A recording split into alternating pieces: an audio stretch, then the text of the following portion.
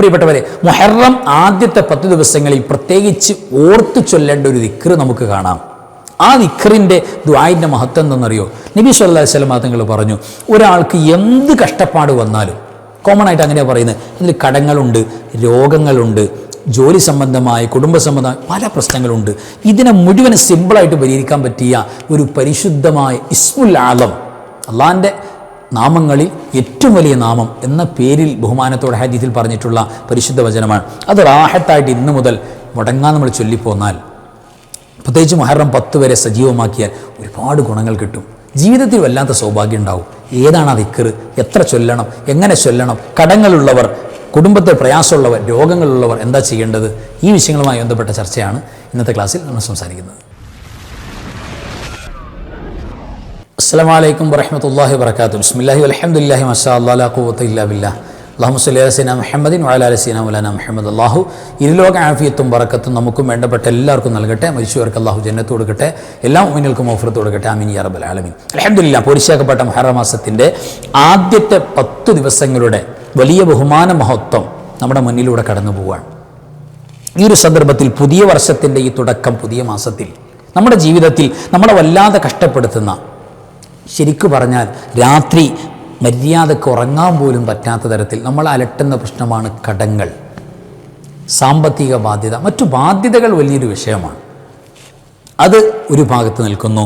മറുഭാഗത്ത് നമ്മുടെ ജീവിതത്തിൽ പല കുറവുകളും, ഇപ്പോൾ മക്കളുടെ കാര്യത്തിലാണെങ്കിലും കുടുംബജീവിതത്തിലാണെങ്കിലും പല കുറവുകളും നമ്മളെ പ്രയാസപ്പെടുത്താറുണ്ട്, പല വിഷയങ്ങളും. അങ്ങനെ ജീവിതത്തിൻ്റെ പല പരീക്ഷണങ്ങളും നമ്മുടെ മുന്നിൽ നിൽക്കുന്നു. അതോടൊപ്പം രോഗങ്ങൾ, അത് വലിയൊരു പ്രശ്നമാണ്. ചെറിയ രോഗമാണെങ്കിലും പതിവാകുക എന്ന് പറഞ്ഞ പ്രശ്നമാണ്. മക്കൾക്ക് രോഗം ഇടയ്ക്കിടെ തുടർന്നുകൊണ്ടിരിക്കുക, അതൊക്കെ വലിയ വിഷയമാണ്. അപ്പോൾ അതിൻ്റെയൊക്കെ പിന്നാലെ നമ്മൾ പോയിട്ട് ആകെ ടയേർഡാകുന്നൊരവസ്ഥ, ഒരു റാഹത്ത് വരുന്നില്ല. അത് സാമ്പത്തികമായാലും ശാരീരികമായ ബുദ്ധിമുട്ടാണെങ്കിലും വലിയ പ്രയാസമാണ്. ഈ പ്രയാസത്തിൽ നിന്നെല്ലാം നമുക്ക് എളുപ്പം കരകയറാനുള്ള ഒരു അത്ഭുത മാർഗമുണ്ട്. എന്താ മാർഗം?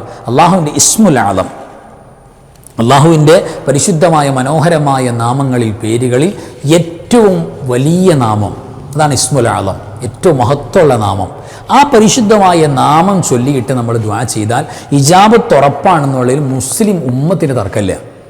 ഇസ്മുൽ ആലം ചൊല്ലിയിട്ട് ഒരാൾ ദുആ ഇരുന്നാൽ, ഒരു പ്രയാസത്തിന് വേണ്ടി അള്ളാഹിനോട് ചോദിച്ചാൽ നടക്കുമെന്നുള്ള കാര്യത്തിൽ ലോകത്തൊരു ഒരു മദ്ഹബിലും തർക്കമില്ല. അത്ര വലിയ മഹത്വമാണ്. ഏതാ ഇസ്മുൽ ആലം?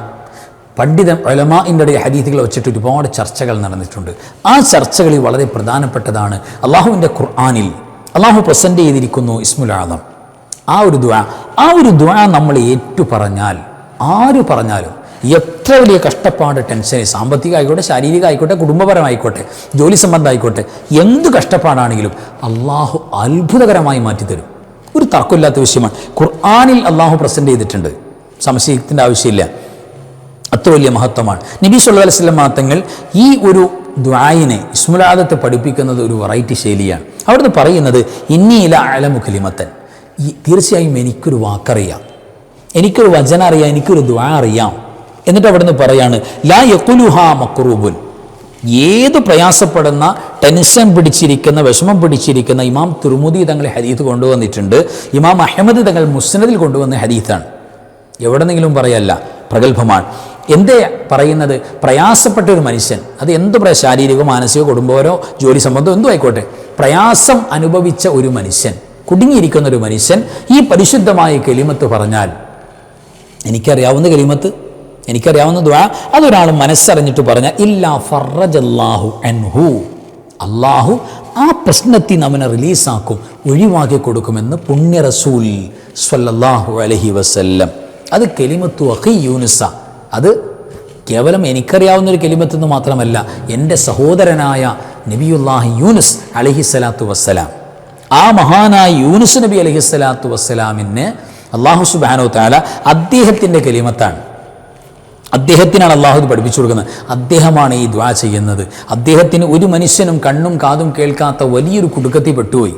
എന്നാൽ ആലോചിച്ച് നോക്കി, ചുമ്മാ 1 ലക്ഷം രൂപയുടെ നഷ്ടം വരും പോലെയല്ല, വലിയ സമുദ്രത്തിൻ്റെ ആഴങ്ങളിൽ വലിയ തിമിംഗലത്തിൻ്റെ മത്സ്യത്തിൻ്റെ വയറ്റിൻ്റെ ഇരുട്ടിൽ ഒരാൾ പെറ്റുപോകാന്ന് പറഞ്ഞാൽ പിന്നെ ആര് കേൾക്കാനാണ് എൻ്റെ പ്രിയപ്പെട്ടവരെ?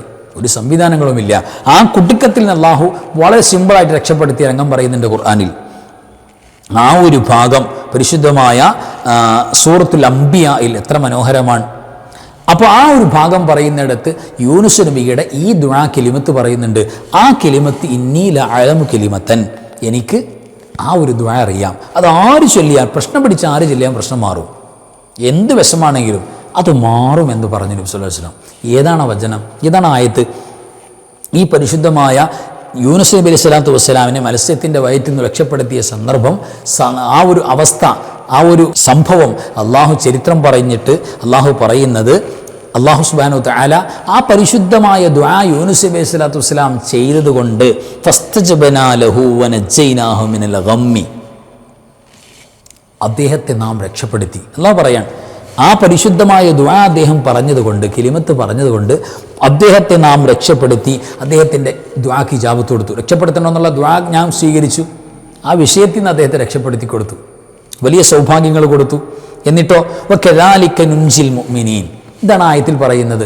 ഇപ്രകാരം തന്നെ മുഅ്മിനീങ്ങൾക്കും ഞാൻ രക്ഷ കൊടുക്കും. എന്തു വേണം? ഈ യൂനുസ് നബി അലൈഹി സ്വലാത്തു വസ്സലാം പറഞ്ഞതുപോലുള്ള കലിമത്ത് മനസ്സിൽ തട്ടിയിട്ട് പറയണം.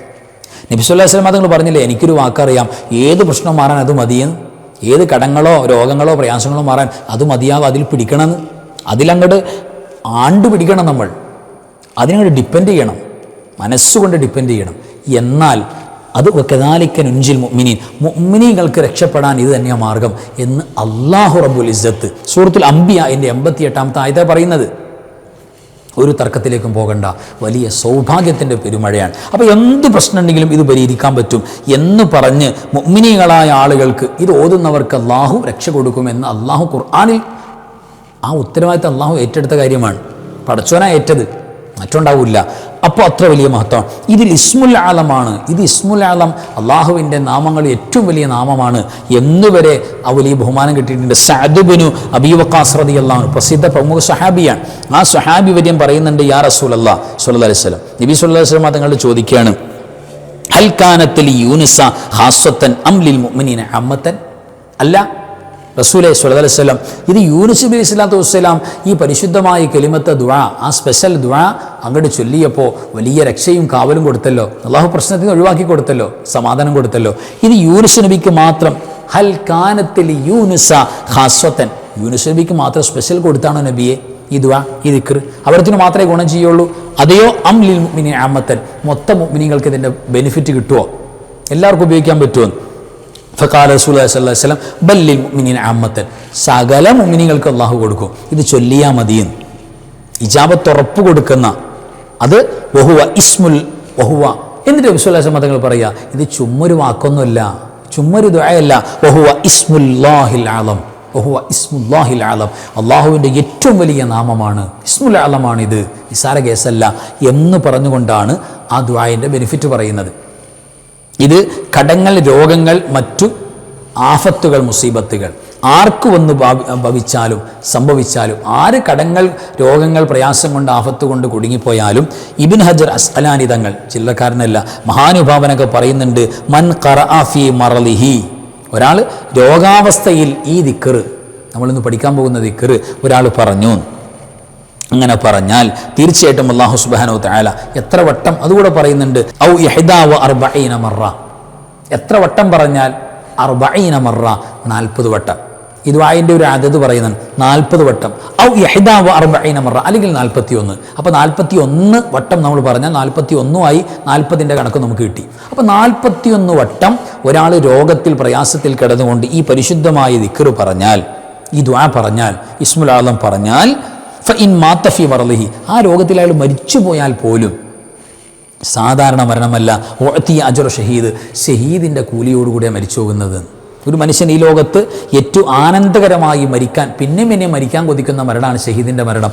ആ ഒരു കൂലി അള്ളാഹു ഇവന് കൊടുക്കും അത്രേ. ചുമ്മാ കട്ടിലിൽ കിടന്ന് മരിച്ചു പോകുന്ന ആളുകൾക്ക് പോലും അള്ളാഹു ഷഹീദിൻ്റെ സൗഭാഗ്യം കൊടുക്കും, ആനന്ദ മരണം, സ്വർഗത്തിലെ വലിയ സൗഭാഗ്യം, അത് കൊടുക്കുന്ന ഷഹീദിൻ്റെ വലിയ സ്ഥാനം കൊടുക്കും. വഇൻ ബരിഅ, ഒരാൾ സുഖപ്പെട്ടാലോ, ബരിഅ ഫഖദ് ഉഫിറത് ലഹു ദുനൂബുഹു കുല്ലു, അവൻ്റെ സകല പാപങ്ങളും പൊറുക്കപ്പെടുന്ന തരത്തിൽ അള്ളാഹു രോഗമുക്തനാക്കി. രോഗം മാറിയാലോ എല്ലാ പാപവും പൊറുത്തിട്ടുണ്ടാവും.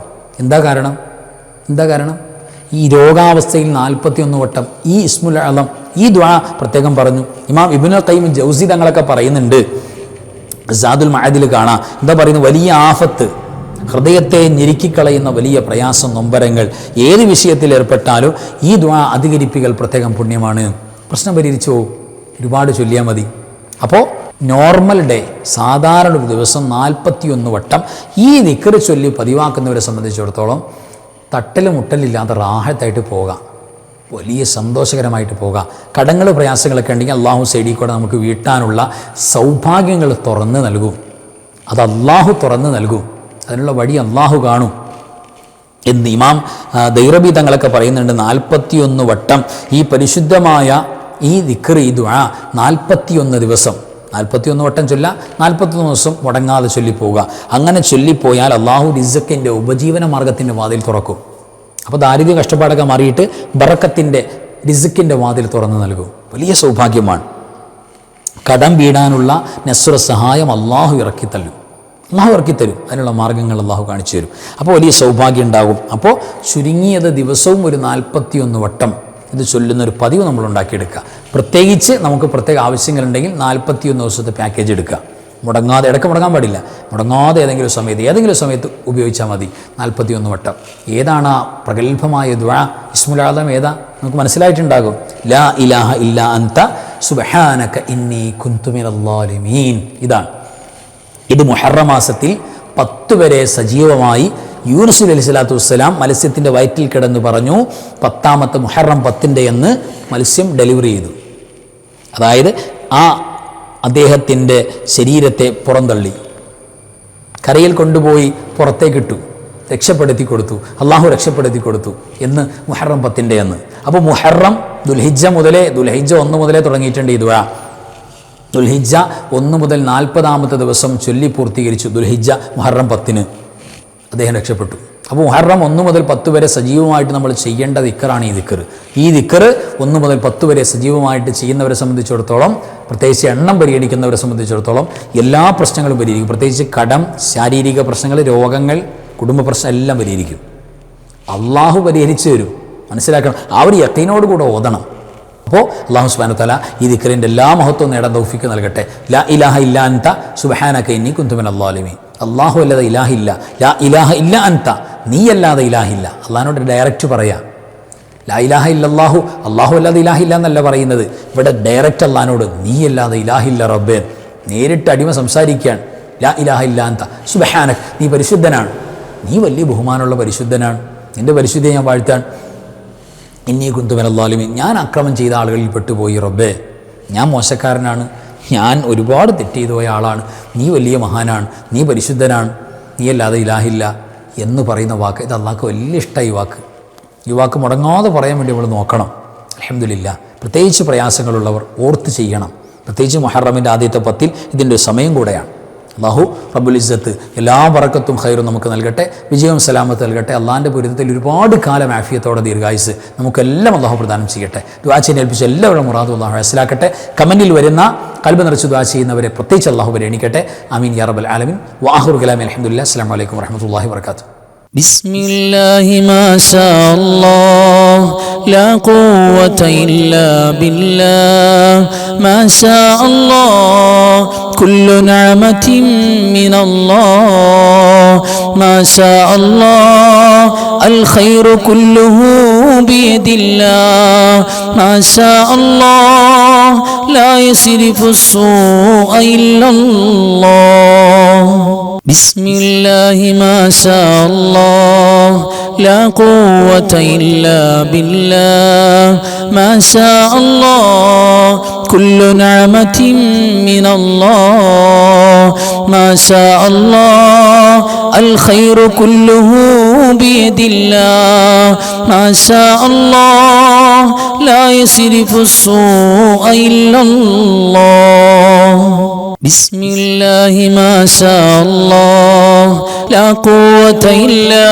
بالله ما شاء الله كل نعمة من الله ما شاء الله الخير كله بيد الله ما شاء الله لا يصرف السوء إلا الله